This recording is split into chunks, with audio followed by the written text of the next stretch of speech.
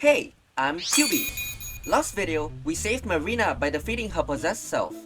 A fuzzy cloud named Order kicked us out of the spire. Now, we need to climb back up the spire to defeat Order. Only, there are a few twists. In this video, we find out what those twists are and try to make our way to the top a second time. I hope you guys enjoyed this video as much as I enjoyed playing Side Order.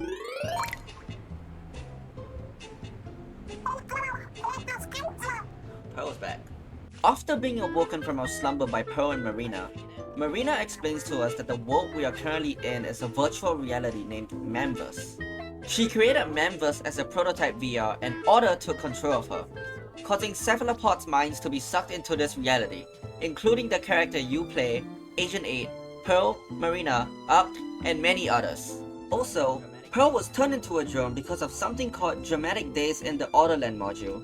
Apparently, in Order, no pun intended, to turn the world into an unchanging world, Order is grayscaling cephalopods in the Memverse to neutralize the will of them in the physical world, which doesn't sound that far off from our Earth. Let's move on. We continue our journey into the Spire as Pearl turns back into drone form, but not before talking to Marina, who tells us that the Spire has gotten tall, and that if we run out of lives even once, we'll be kicked out of the Spire. Since we start with only one life, this means that we'll have to go up to way more than 10 floors in one go.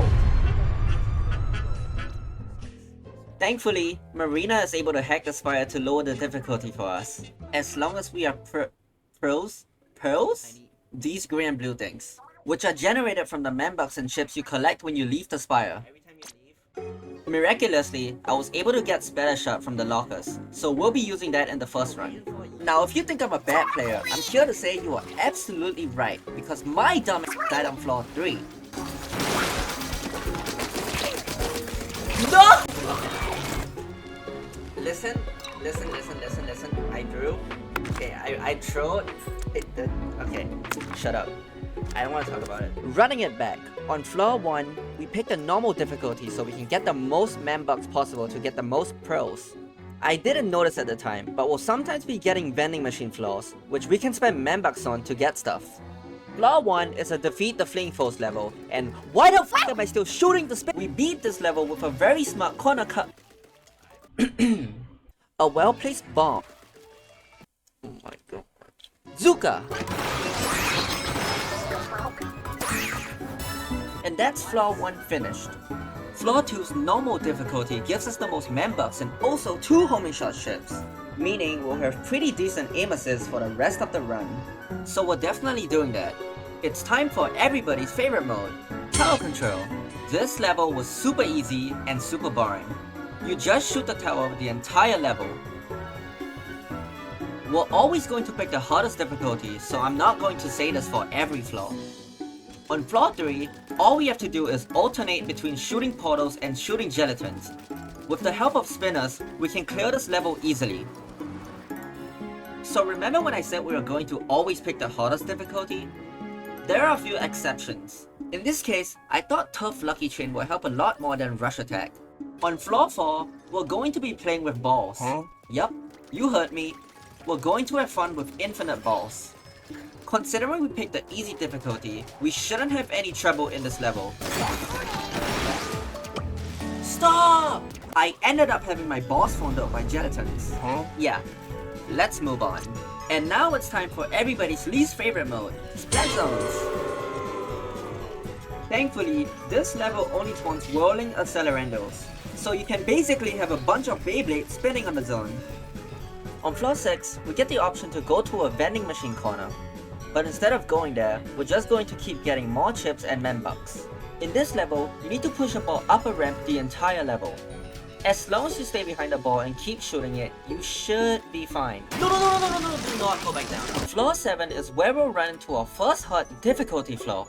In order to splat our 3 fleeing friends, we'll drop on the first and second one. For the third one, we simply just Zuka! Where'd it go? Beating floor 8 is very simple. Just paint the zone and shoot anything that comes your way. Especially these guys because they're essentially floating sprinklers and will go straight for the zone. making them the most threatening enemy. We run into our very first bonus flaw on floor 9.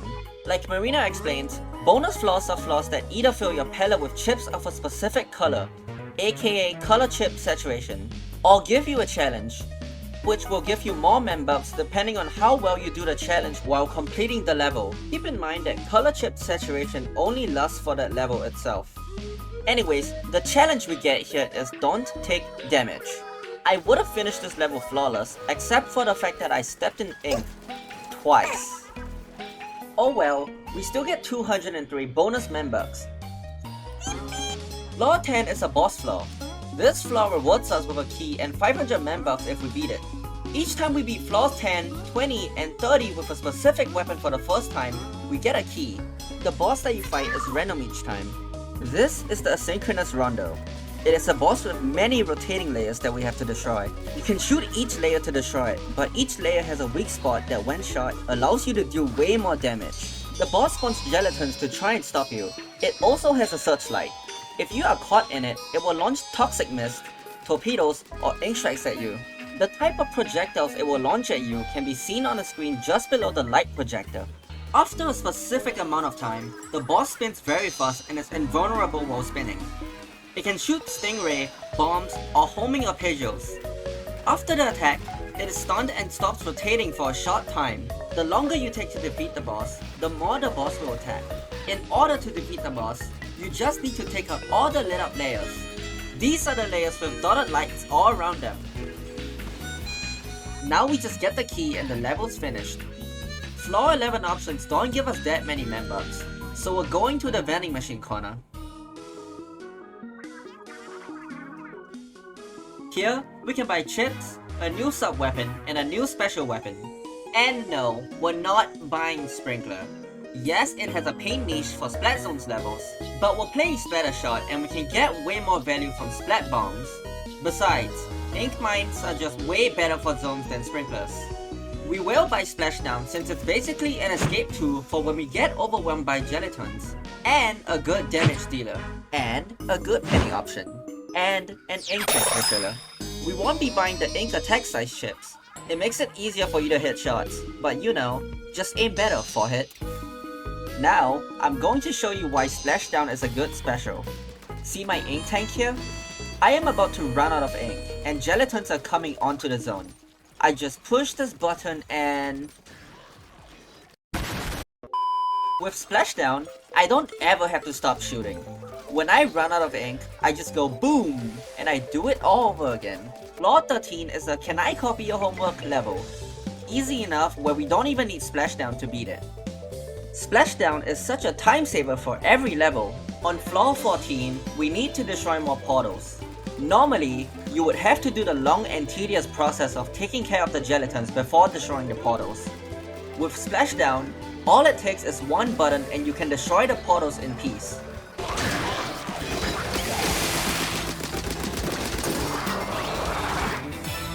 Splashdown is insane. We run into our first double zone level on floor 15. Having to paint 2 zones while holding up a huge density of gelatins, not to mention jelly sprinklers, makes this level a very challenging level. Thankfully, Splashdown makes this level easier. The entire level is just running in circles to not get splattered while clearing out gelatins, taking out these guys, and using Splashdown whenever necessary. I even lost control of the zones with 1 point remaining. 1! 1! Regardless, we eventually beat this level and we move on to the next few floors. After beating floor 15 for the first time in a run, levels with danger signs start to appear. The more you avoid these danger levels, the more they are likely to reappear on subsequent floors. Danger levels are levels that you play with random danger effects. For this level, we get the stronger gelatins effect. Normally, gelatins only get stronger after a while on a floor.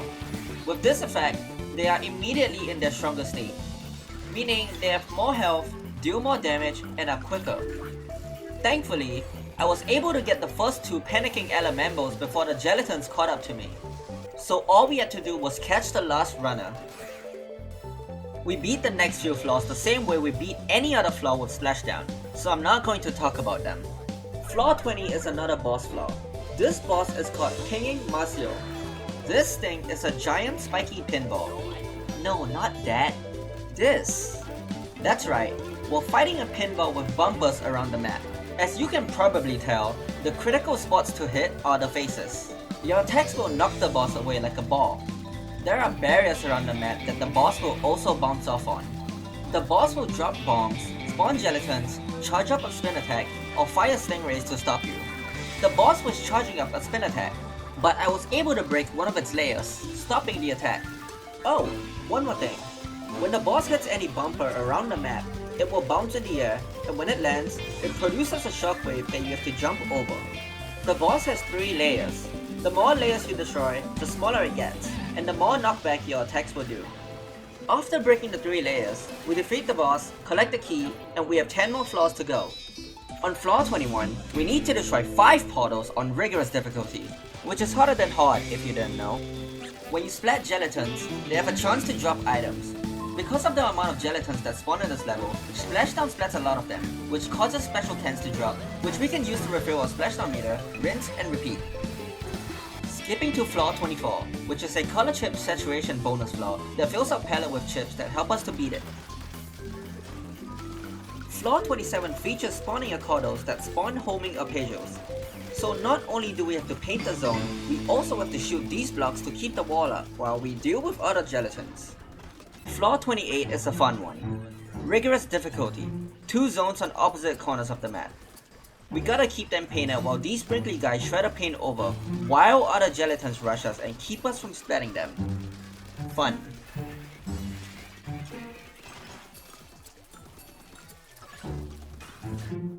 Floor 29 is another 5 portal level. Just like floor 21, Splashdown, refill, Splashdown, and beat the level. And now, floor 30, the final boss, Order. Popular as a stable world, there's no need for change for variation. No need for desire for conflict. One desire what? They embrace what is the lives of peaceful ones. I will achieve a quiet and peaceful world. Reasons to oppose this include error, no reasons found. Awesome.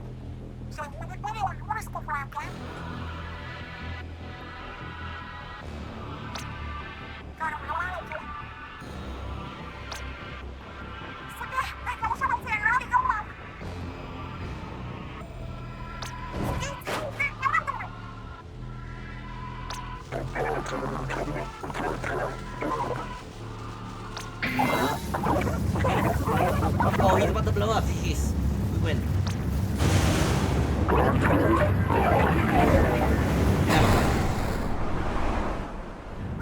We're gonna get eradicated apparently.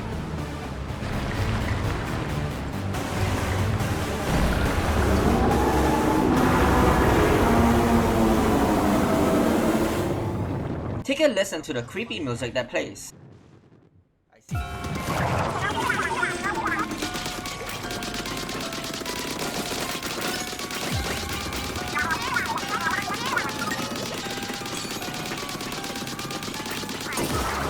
And then it becomes not so creepy anymore. Back to commentary. Just like the fight with Hypnotized Marina, destroy the portals to break the barrier to start attacking Order. Now, it's a bit too easy to just do that and beat the boss, so the game gives us more phases to deal with. More phases mean more portals to destroy. Not only that, they move! Now this doesn't sound that bad, but it can be pretty annoying trying to chase one down while hundreds of gelatins are in between. And did I mention, Order has multiple ways of attacking you, and it does this at random intervals. The attacks include shooting ink blocks, shooting stingrays, spawning gelatins, launching reef sliders, launching super chumps, and lastly, it attacks with its tentacles. We make it to phase 3. Order launches reef sliders. I started panicking, and this was the most devastating moment. I just found so badly. Oh my god, I can't believe I f***ing threw that. No, we're not done. I said at the start of this video that we were going to defeat Order.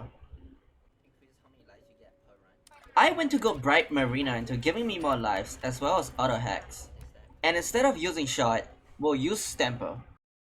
Now, Let's do this one more time.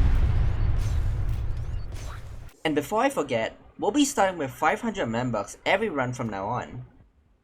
What makes Stamper so great is its infinite pierce and high damage, which makes it a really good crowd control weapon, and you can splat gelatins while destroying portals at the same time. This is floor 4. Now I don't have any trouble with this level present day, but when I played it for the first time, it took me a very long time because I kept forgetting I can glide! Floor 8's bonus objective is to not use my main weapon. But I was too stupid to figure out the strategy, so I eventually decided to ignore the bonus. Floor 10 introduces another new boss, or bosses. Parallel Cannon. We fight AI Inklings here. This Inkling takes the look of your Agent 4 in Splatoon 2. You may remember from Hero Mode or previous games that these AI are generally stupid. That is also true here. But what makes them harder here is that they do way more damage. These bosses have 3 phases. Each phase brings more AI for you to fight. Floor 15 gives us the no drone danger effect, meaning Pearl won't be there to throw subs and specials and to help us glide. But we don't need Pearl for this easy level. Not many gelatins spawn here, only Springing Spiccato and Drizzling Capriccioso. They take a long time to reach the zone, so this level is a freebie. On floor 20, we fight this spinny boss again. This is the Stingray attack. These set of stingrays either rotate clockwise or anti-clockwise and will try to track you. They track you pretty fast, so you have to move fast to avoid them. Squid rolling won't completely negate the damage, so keep that in mind. Floor 23's bonus objective is to not move in Octoling form, meaning we can't move our left stick while being humanoid. What do we do here? We can't attack in swim form, and standing still to attack will just get us splattered. Simple. Screw the objective. Floor 27's danger effect is no item drops. Gelatins have 0 chance of dropping items when splattered. This is one of the easier effects to deal with, although I did die and lose a life here. No, they did not just do that. We're back at floor 30, and already on the first phase, I died in a very stupid way. One ink glob was enough to break my armor, and I had purchased the broken armor jump hack after I died on floor 3 on the first run. So I was launched in the air, and because of that, I was unable to move away quick enough and a second glob hit me. So yeah, the hack that I purchased got me splattered. With 1 life left, we were able to beat phase 3. However,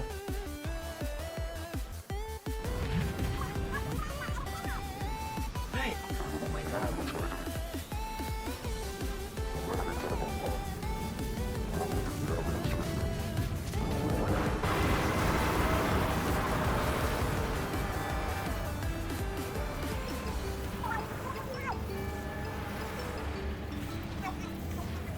They just grayscale. Oh wait, that's actually what it is. Okay.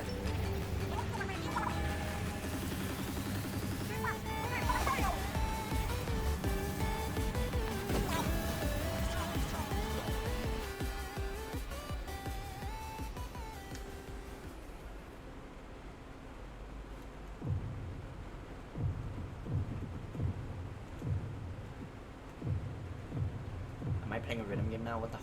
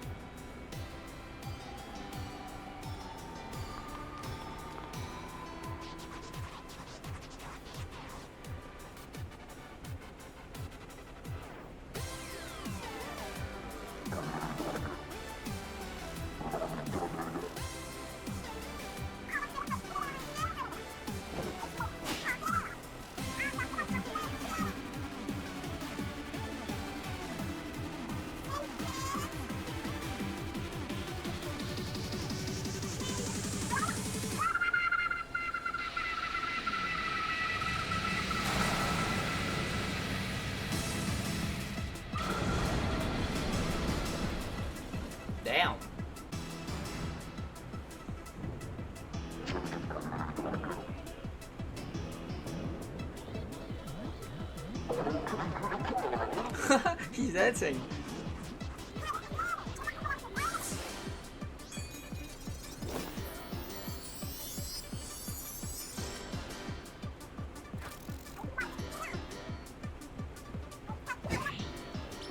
Stay after her.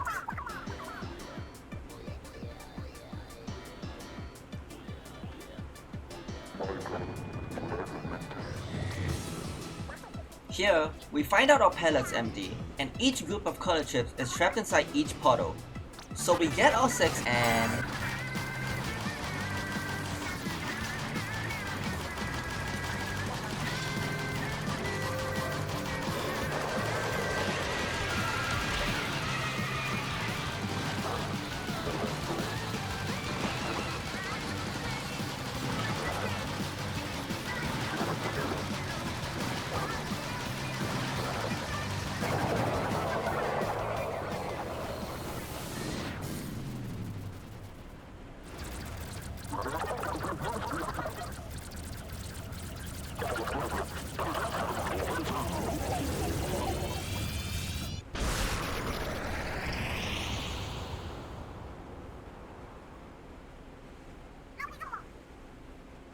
I think so.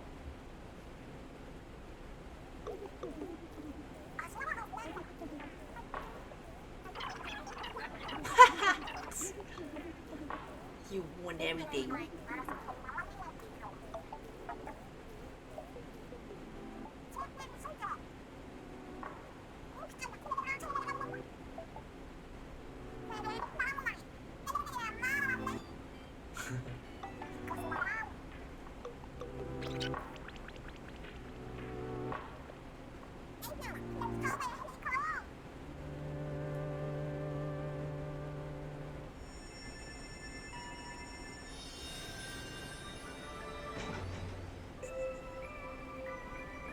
Oh, how convenient.